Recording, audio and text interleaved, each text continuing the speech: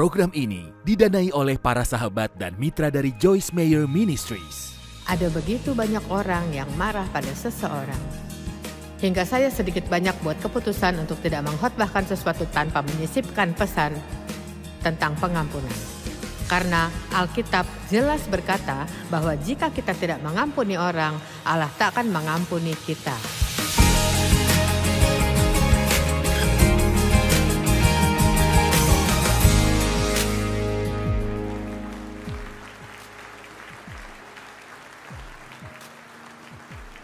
Terima kasih.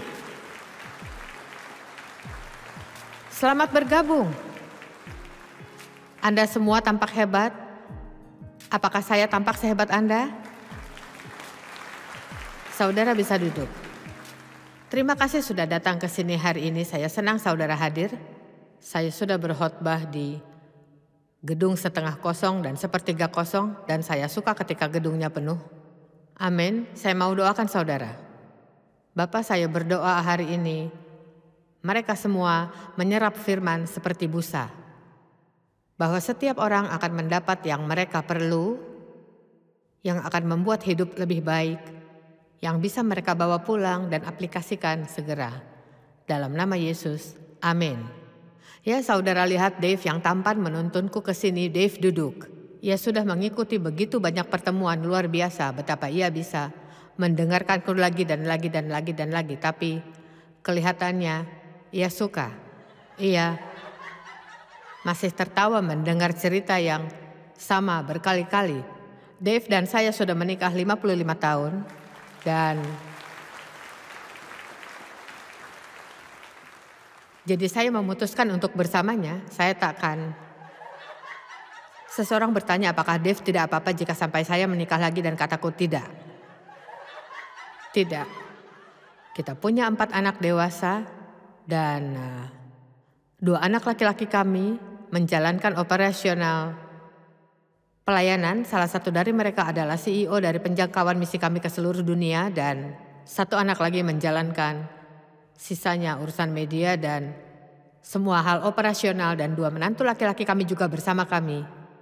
Anak perempuan saya juga dalam pelayanan, dan anak perempuan saya yang lain bekerja denganku. Secara pribadi saya membayarnya dan ia merawat ibunya. Ia membayar tagihan dan memesankan kebutuhanku dan memasak bagiku seminggu sekali dan membantuku dengan keperluanku. Jadi kami diberkati dan saya merasa sangat diberkati untuk melakukan pelayananku. Saya sudah mengajar firman Tuhan selama 45 tahun dan saya menyukai setiap menitnya, setiap menit yang ada. Jadi sebagaimana saya katakan di pertemuan lainnya, karena kita sudah mulai kemarin, Allah menaruh hal yang spesifik di hatiku untuk berbagi denganmu. Saya ingin masuk ke arah yang lain. Ketika kita memulai pelayanan Joyce Meyer 35 tahun lalu, Allah taruhkan sesuatu di hatiku. Ada 3 hal yang aku ingin kau lakukan jika kau lakukan pelayananmu diberkati. Dan kini kukatakan pelayananku sangat diberkati. Kami tak pernah membayar bunga, kami mampu membayar tunai untuk segala milik kami, dan kami menyebarkan Injil ke seluruh dunia, dan Allah memegang janjinya. Dan 3 hal yang ia minta dariku adalah lakukan segala hal dengan luar biasa, jadilah orang yang berintegritas, dan jauhkan perselisihan dari hidupmu, dari pernikahanmu, dan dari pelayananmu. Dan untuk menjauhkan perselisihan dari hidup, saudara harus perjuangkan itu. Saudara harus mengkonfrontasi. Jika tidak konfrontasi perselisihan, ya seperti kanker. Ia akan terus menyebar dari orang ke orang dan menghabiskan segalanya.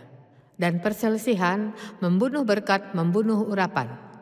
Dan kita tidak banyak dengar soal urapan sekarang, tapi lebih dari apapun kita butuh urapan Allah, dan inilah kuasa dan kehadirannya dalam hidup. Dan semakin kuat urapan, semakin mudah segalanya bagi kita. Dan saya pribadi merasa saya sungguh-sungguh butuh pengurapan. Kukatakan sebelumnya, saya tak lakukan apapun yang hebat. Saya tidak nyanyi atau mainkan alat musik, saya bicara. Dan jika saudara mengharapkan orang dengar saat saudara bicara, maka saudara harus punya hal untuk dikatakan yang diurapi atau ini tak akan berhasil. Jadi saya sudah ajarkan keunggulan dan integritas, dan pada saat ini sebelum sesi berikutnya saya ingin bicarakan perselisihan, pentingnya kesatuan dan harmoni. 1 Korintus 3 ayat 3, kata Paulus, karena kamu masih manusia duniawi, dan ingat ia bicara pada orang Kristen lahir baru, dipenuhi roh yang menjalankan karunia roh, namun ia mengatakan bahwa mereka duniawi. Cukup menarik, kita tak bisa asumsikan siapapun yang duduk di kursi gereja rohani, bukan? Tahu mengapa? Karena seseorang bisa diselamatkan dan dalam perjalanan ke surga, namun terus menjadi bayi rohani. Dan kita semua seharusnya fokus, dan fokus saya adalah menolong orang itu tumbuh dewasa menjadi lebih seperti Yesus, supaya saudara bisa menjadi pribadi yang ia inginkan dan memiliki yang ia sediakan. Dalam Yohanes 10 ayat 10 dikatakan, pencuri datang hanya untuk mencuri dan membunuh dan membinasakan. Tapi kata Yesus, aku datang supaya mereka mempunyai hidup dan mempunyainya dalam segala kelimpahan. Dan Alkitab juga katakan Allah telah mempersiapkan hidup baik untuk kita jalani, supaya kita hidup di dalamnya. Jadi Allah sudah mempersiapkan, tapi kita yang harus menjalani. Allah tak lakukan segalanya bagi kita.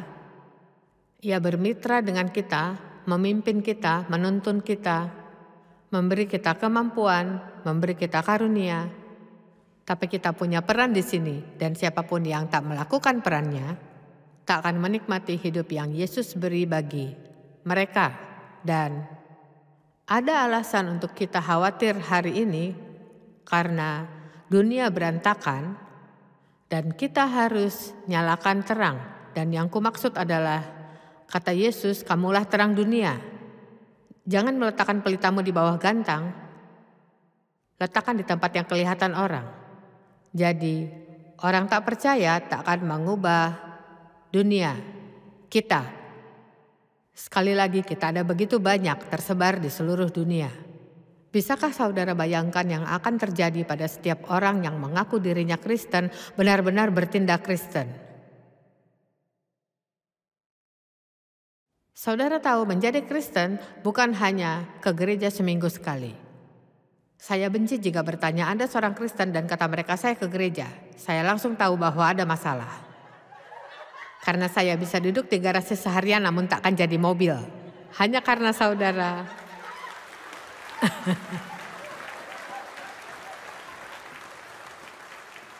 hanya karena saudara duduk di sini, saya tidak diyakinkan, dan bahkan sungguh tindakan orang di gereja tidak meyakinkan kita. Yang penting tindakan mereka di luar gereja, dan terutama bagaimana bertindak di rumah di balik pintu tertutup.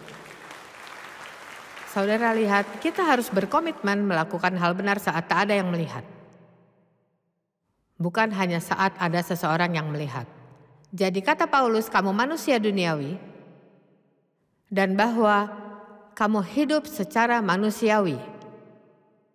Dan terjemahan Amplified berkata, engkau di bawah kuasa hasrat duniawi. Dengan kata lain, mereka ikut pikiran sendiri, mengikuti perasaan dan kehendak mereka. Mereka ingin Allah lakukan yang mereka ingin, mereka tidak ada di titik di mana mereka siap lakukan yang Allah kehendaki. Kuperhatikan entah mengapa beberapa minggu lalu saat sedang membaca bahwa Yesus tidak hanya berdoa sekali untuk dilalukan cawannya jika mungkin. Ia berdoa 3 kali hal yang sama di Taman Getsemani. Bapa, jikalau engkau mau, ambillah cawan ini daripadaku, tetapi bukanlah kehendakku melainkan kehendak-Mu lah yang terjadi. Bapa, jikalau engkau mau, ambillah cawan ini daripadaku, tetapi kehendak-Mu lah yang terjadi, bukan kehendakku. Ia pergi kembali lagi. Bapa, jikalau engkau mau, ambillah cawan ini daripadaku, tetapi kehendak-Mu lah yang jadi, bukan kehendakku. Jadi yang saya nyatakan adalah Yesus sungguh tak mau disalib karena ia tahu betapa. Dan ini bukan hanya sakit fisik, ia menjadi dosa. Ia bukan hanya menanggung dosa, ia menjadi dosa. Dan saya tak bisa membayangkan betapa mengerikan rasanya ini baginya. Tapi kenyataannya bahkan ia punya hal yang ia inginkan. Ia inginkan Allah lebih dari ia mendapat yang ia inginkan. Jangan sepelekan ini, karena di titik inilah Allah ingin kita berada. Ini kekristenan dewasa. Meskipun saudara miliki keinginan atau ada hal yang tak kau ingini dalam hidup, namun saudara tetap akan lakukan cara Allah, entah bagaimana perasaan saudara, karena saudara ingin yang Allah ingin lebih dari menginginkan yang saudara mau. Amin. Saya suka ini. Lalu ia berlanjut memberitahu mereka mengapa ia tahu mereka tidak rohani. Katanya, jika di antara kamu ada iri hati dan perselisihan, yaitu pertengkaran di antara kalian, bukankah hal itu menunjukkan bahwa kamu manusia duniawi dan bahwa kamu hidup tak berubah secara manusiawi? Jadi iri, dengki, perselisihan, semua ini memecah belah orang-orang. Kita tak punya kuasa jika tak bersatu. Dan saudara takkan bisa tiba-tiba bersatu. Saudara hanya bisa bersatu jika lakukan dengan sengaja. Karena tidak ada satupun di sekitar saudara yang saudara sukai 100% dalam semua tindakan mereka. Tidak mungkin bergaul baik dengan orang jika saudara tak mampu untuk bermurah hati memberi pengampunan. Amin. Dan ada orang-orang di sini tersenyum padaku namun marah pada seseorang. Saudara bahkan bisa ke gereja dengan orang yang saudara benci. Dan bahkan bisa saja ini rahasia. Mungkin ini sesuatu yang hanya saudara tahu, saudara bertindak seolah segalanya baik. Tapi lihat, perselisihan ini sungguh menarik dan saya, saudara tahu, sungguh senang Allah mengajarku di usia awal hidupku karena kami bekerja keras menjauhkan perselisihan dariku. Dan kuberitahu saudara, saya tak pernah dan takkan bisa berdiri di belakang mimbar dan berkhotbah sambil marah pada seseorang. Saya akan menelan semua kesombongan diriku dan datang minta maaf entah kupikir saya salah atau tidak. Saya tak akan berdiri dan khotbahkan firman dengan kemarahan di dalam hatiku. Dan kita semua perlu sangat berkomitmen. Maksudku ini masalah yang sangat-sangat besar. Ada begitu banyak orang yang marah pada seseorang. Hingga saya sedikit banyak buat keputusan untuk tidak mengkhotbahkan sesuatu tanpa menyisipkan pesan tentang pengampunan. Karena Alkitab jelas berkata bahwa jika kita tidak mengampuni orang, Allah takkan mengampuni kita. Kita tampaknya mengabaikan itu. Tapi kita perlu, ya Joyce, kau tak tahu yang mereka lakukan padaku. Ya, mungkin mereka tak pantas diampuni olehmu, kita pun tak pantas diampuni Allah. Lihat, ia tak pernah minta kita lakukan apapun untuk orang lain yang belum ia lakukan bagi kita. Dan lagi, dan lagi, dan lagi, dan lagi. Allah ampuni kita atas hal yang sama. Ia tak pernah menyerah bagi kita. Ia selalu percaya yang terbaik bagi kita. Tapi jelas katanya, jika kau tidak ampuni orang lain, aku takkan mengampunimu. Jangan sampai ada penghalang antara saya dan Allah, saya memerlukannya dalam hidup. Dan saya perlu keberadaannya penuh, saya perlu dengar dari Allah, saya perlu dipimpin dan dibimbing. Allah, saya sejujurnya tak tahu mengapa orang yang belum selamat bahkan mau beranjak dari ranjangnya. Saya tak tahu bagaimana menghabiskan satu hari tanpa Yesus dalam hidup. Dan bahkan jika marah pada seseorang, mungkin saudara kenal seseorang yang marah pada seseorang, entahlah. Mungkin saat marah pada seseorang mereka tak layak terima pengampunanmu. Tapi saudara butuh kedamaian. Kukatakan lagi, mungkin mereka tak layak terima pengampunanmu, tapi saudara butuh kedamaian. Dan mengapa saudara perlu marah pada seseorang yang sedang bersenang-senang dan tak peduli saudara marah? Saudara tak menyakiti mereka dengan marah. Dan selama saudara terus marah atau berusaha balas dendam, saudara memblokir Allah mengambil alih situasi. Tapi jika saudara doakan mereka sebagaimana kata Alkitab dan memberkati mereka, tidak menjelek-jelekan mereka, mendoakan mereka, dan jika mereka ada kebutuhan saudara bahkan memenuhinya, wow! Betapa berkuasanya itu. Ya Joyce, sungguh ini sulit. Oh tidak, Allah tidak pernah minta kita lakukan hal yang terlalu sulit untuk kita. Kita harus berhenti gunakan alasan ini sangat sulit. Allah tak akan memintamu lakukan hal yang saudara tak mampu. Akan kukatakan lagi, Allah tak akan memintamu untuk lakukan hal yang saudara tak mampu. Saya tak pernah melihat begitu banyak orang marah di dunia seperti sekarang. Ada di mana-mana. Dan semoga di gereja tidak sebanyak di luar sana, tapi saya tak pernah khotbahkan pesan tentang perselisihan atau enggan mengampuni seperti ini. Jika saya minta saudara angkat tangan, yang takkan kulakukan sekarang, tapi jika ya, tidak pernah ada kurang dari 75 hingga 80% orang di gereja dari mereka yang mendengarku. Tak pernah kurang dari 75 hingga 80% yang angkat tangan dan memberitahu bahwa mereka benci seseorang. Jadi tak heran kita ini tidak berkesan buat dunia.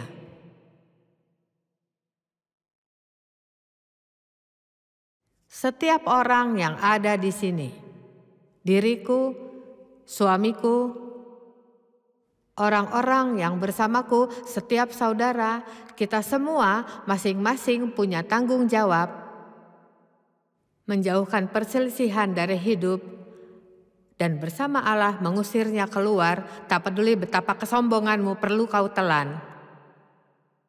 Saudara takkan berselisih tanpa kesombongan. Saat ada perselisihan, ada kesombongan. Ya, mereka tak layak untuk diampuni. Ya, saudara tak layak diampuni Allah dan juga saya. Perselisihan didefinisikan sebagai konflik, perdebatan, pertengkaran panas, dan hati yang dendam. Dan bagian yang paling mengerikan adalah hati yang dendam. Semua orang merasakan ada yang salah tapi tidak tahu apa yang salah. Rasanya tidak ada urapan. Saudara tahu, dua orang bisa khotbahkan pesan yang sama kata demi kata, dan salah satunya bisa menjangkau hati dan mengubah hidup, dan yang lainnya sama sekali tak dipahami. Ya, apa bedanya? Urapannya. Urapannya yang akan mematahkan kok perhambaan dalam hidup. Katakanlah ada tim penyembahan di sini. Dan pemimpin pujiannya pergi tanpa alasan, jadi sekarang posisi kosong tersedia untuk memimpin. Dan kebanyakan orang di tim penyembahan mau jadi pemimpin, tapi hanya bisa satu, jadi katakanlah beberapa orang di tim penyembahan masih kedagingan, mereka masih belum rohani seperti kata Paulus. Jadi ketika orang lain terpilih memimpin pujian, mereka tidak suka, jadi mereka mulai di belakang layar. Ya, dia tidak bisa menyanyi sama sekali. Anjingku bisa nyanyi lebih indah darinya. Dan hal tersebut adalah pembunuh, mereka membunuh urapan. Jadi tiba-tiba jika seseorang tidak menghentikannya, dan saya ingin meminta saudara hari ini terima pekerjaan baru, saya ingin saudara jadi penghenti perselisihan.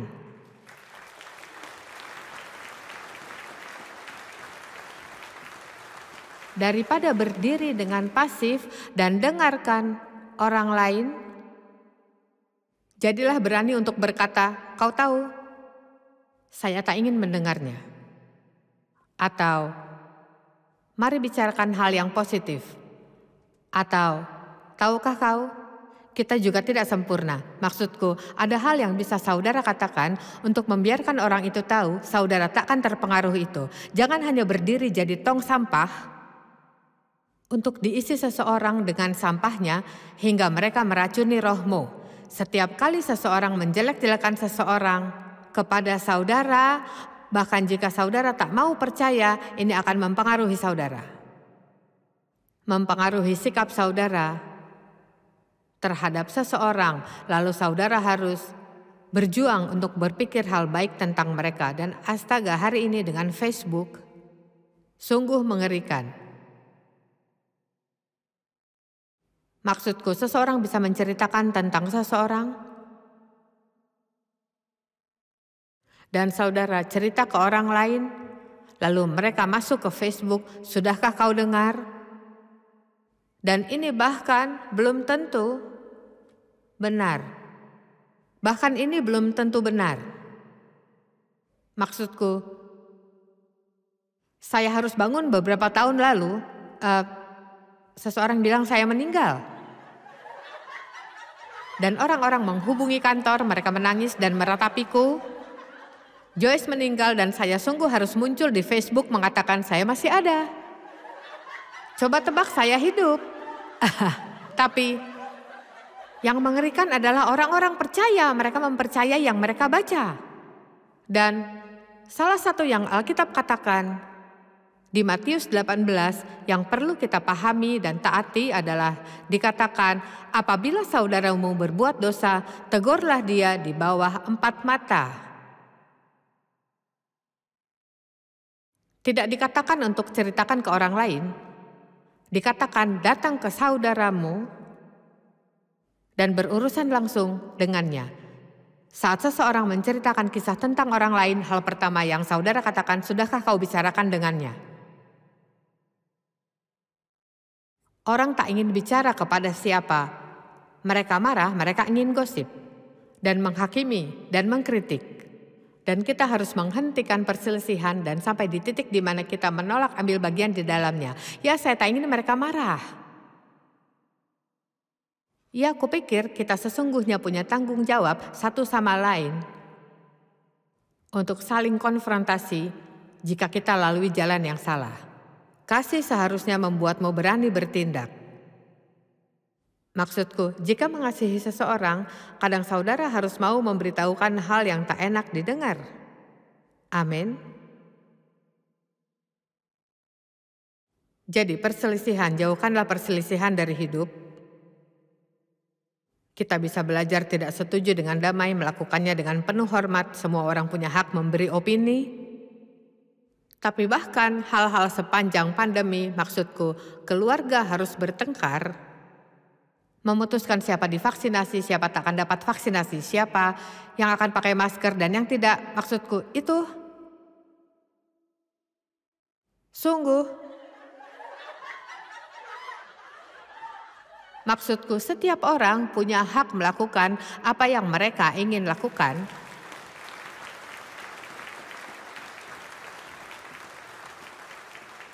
Dan tak ada yang perlu merasa harus membicarakan tentangnya.